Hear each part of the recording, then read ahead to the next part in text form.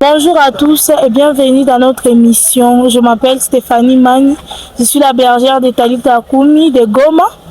Je suis aussi la présentatrice de cette émission. Aujourd'hui, nous allons parler d'un sujet qui nous concerne tous, qui se nomme l'argent et nous, épargner ou donner ou dépenser. Et pour mieux comprendre ce sujet, nous recevons une sœur. Nous avons une invitée. Je vais la laisser la place. Elle va se présenter. Bienvenue, ma sœur. Merci. Bonjour à tous. Je suis Myriam, la sœur de Talita Kumi. Je suis là aussi pour la présentation du sujet. Merci. Merci. Ok. Entrons maintenant dans le vif de notre message. Et je vais passer directement à la première question. Quand tu reçois une grosse somme d'argent, imprévue, que fais-tu? Merci d'abord pour la question. Alors, déjà là, nous parlons d'une somme d'argent imprévue. Ouais. Et pour une personne normale, même la Bible est en train de les recommander, que les projets menés à bien facilite la réussite. Amen. Donc pour une personne qui est en train de chercher à mener bien ses projets, il doit déjà avoir quelque chose en tête, une idée en tête. Donc quand tu reçois une somme d'argent qui est imprévue déjà, c'est une somme d'argent que tu ne t'attendais pas à recevoir, mais tu viens de la recevoir. Facilement, ça te permet directement de passer à l'action. Les projets là, les idées là que tu avais du mal à intégrer dans ton plan, déjà tu peux commencer à les mettre en place et commencer à faire des choses qui vont te permettre d'atteindre des objectifs que tu t'étais déjà fixé avant. Donc au préalable, il faut avoir déjà des idées en tête. Il faut avoir des choses en tête que tu t'es dit, si je trouve telle somme d'argent, j'aurai à faire ceci, à faire cela et à faire cela. Exactement. C'est quelque chose qui va nous aider donc dans l'avancement de notre vie. Oui, c'est ça, parce que le fait là qu'on reçoit une grosse somme d'argent imprévue, vraiment, ça en dit beaucoup de comment on va gérer cet argent. Est-ce qu'il est important d'épargner même quand on gagne peu? Donc, tu gagnes peu d'argent. Est-ce que c'est important? Est-ce que tu peux y arriver d'épargner tandis que tu ne gagnes pas assez d'argent? Alors, je dirais oui, il est important d'épargner parce que même la Bible est en train de le dire. Donc, quand tu es fidèle dans les petites choses, tu seras aussi fidèle dans les grandes choses. Amen. Alors, tu ne peux pas attendre d'avoir une grosse somme pour commencer à épargner. Ce sera toujours difficile. Quelque chose que tu n'as pas pu cultiver en toi depuis les petites sommes, tu ne sauras pas cultiver cela dans les grandes sommes. Donc, épargner, même quand on a peu d'argent, c'est quelque chose qui fait du bien parce que les peu d'argent, là, il t'a coupé les kakouya, il t'a coupé les kakouya, hein? Un montant on les appelle à atteindre. Donc, épargner, même quand on a peu d'argent, on doit toujours chercher à épargner. De ces peu-là, tu enlèves peu, tu mets de côté. Il est de côté, de côté, de côté. À un moment donné, tu trouveras que tu as déjà quelque chose de grand. Ouais, donc, comme quoi c'est pour 10, il faut wanzier pour 1. Ouais, c'est ça. Comme quoi ce n'est pas les montants qui comptent, mais surtout c'est cette habitude-là qu'on est en train de développer à nous, cette discipline-là qu'on développe à nous pour commencer à épargner, même dans les petites choses, même quand on gagne peu d'argent qui ne suffit même pas à nos besoins. Le fait là qu'on commence à épargner, c'est vraiment une vraie valeur, une bonne valeur. Est-ce qu'on doit attendre d'être riche pour commencer à donner? En tout cas, par rapport à ça aussi, je dirais toujours la même chose. On est fidèle dans les petites choses, on sera toujours fidèle même dans les grandes choses. Tu ne peux pas attendre d'être riche pour commencer à donner. Si cet esprit n'est pas en toi, même quand tu seras riche, tu auras du mal à donner. Oui, c'est ça. Donc, quand tu as encore paix, cultive déjà cette vie en toi. Dis-toi que même j'ai peu, mais la personne ici qui demande, elle a pas ce que moi j'ai. Donc, si tu arrives à donner à celui qui n'a pas ce que tu as, tu arriveras même à donner quand tu auras des grandes choses. Parce que on pense souvent dans la vie que chez Benyatuna, on n'a vraiment rien. Alors que si tu parcours un peu la vie, tu comprendras que il y a quelqu'un qui manque cela. Oui, c'est ça. Et donc, quand tu cultives les dons tu vois dans la vie que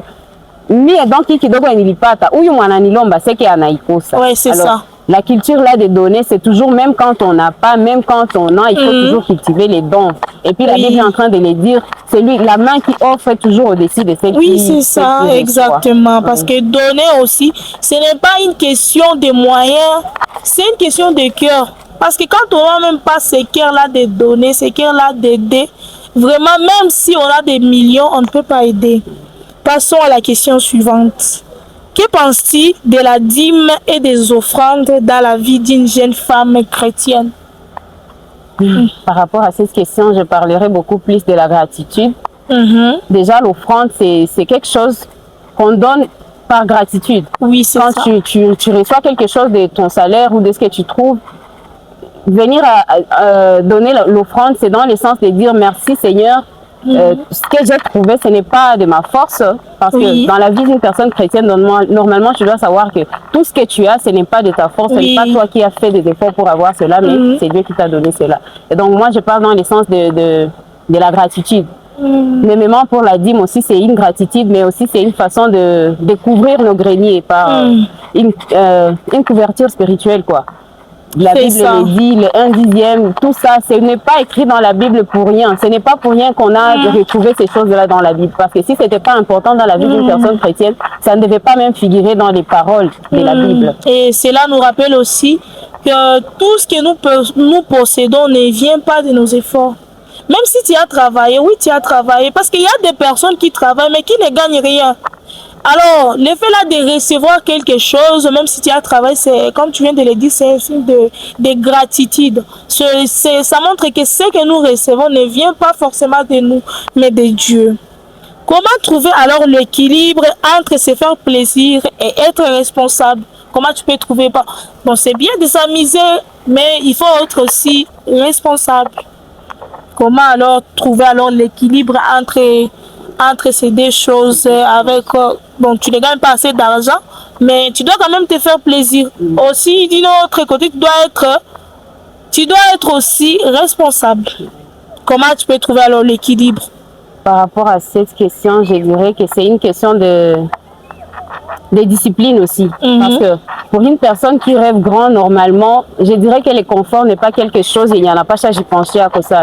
Quand tu rêves à de grandes choses, tu dois bien sûr chercher le confort, mais pas en grande partie. Donc tes plans, tes projets sont des choses qui doivent t'intéresser beaucoup plus que les plaisirs. Bien sûr, le plaisir, c'est pas mauvais, on doit aussi avoir un temps aussi pour soi, un temps où on s'épanouit, c'est bon. Mais c'est pas ce temps-là qui doit avoir vraiment beaucoup de l'impact. Donc, je dirais dans 100% de ces deux choses, on dirait que les 95% doivent être au moins pour le projet et les 5% pour le... Oui, c'est vraiment ça, parce que, comme tu viens de le dire, vraiment, si on cherche vraiment les conforts dans tout, même si on gagne peu, même si on gagne beaucoup, vraiment, on ne peut pas arriver à être responsable. Quelle est la dépense inutile qui te rend pourtant le plus heureuse? Donc, quelle dépense bon, c'est inutile, mais quand même, ça te rend heureuse. Comme tu viens de le dire, bon, c'est le confort.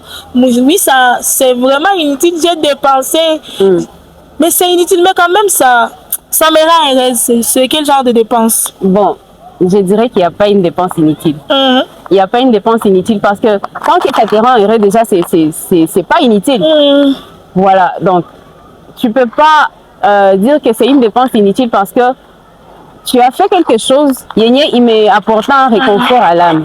Donc ce n'est pas inutile, ça vient déjà d'apporter quelque chose. Je dirais que c'est peut-être pas pressé ou pas urgent de le faire, mais c'est pas aussi inutile. Il y a des choses qu'on peut faire, par exemple, pour nous les filles. On aime souvent s'acheter des trucs, s'acheter des habits, c'est pas que c'est urgent, c'est pas que c'est quelque chose qui est obligatoire. Tu passeras pas dans la route et va bien que non, tu n'as pas porté tel habit qui est sur la mode et puis non. C'est pas vraiment très urgent, c'est pas aussi inutile. Donc c'est quelque chose qui nous fait plaisir. Déjà, le moment que ça nous fait plaisir, déjà c'est utile, je pense. Oui, c'est ça. Merci beaucoup vraiment, ma soeur, pour ce partage. J'espère que ça va tous nous aider, que tu sois homme, que tu sois femme. C'était vraiment très intéressant ce sujet. Et merci beaucoup d'avoir accepté notre invitation. Et nous arrivons déjà au terme de notre émission. Merci beaucoup de nous avoir suivis. N'hésitez pas seulement à vous abonner pour ne rien manquer. Et merci beaucoup. Que Dieu vous bénisse. Merci.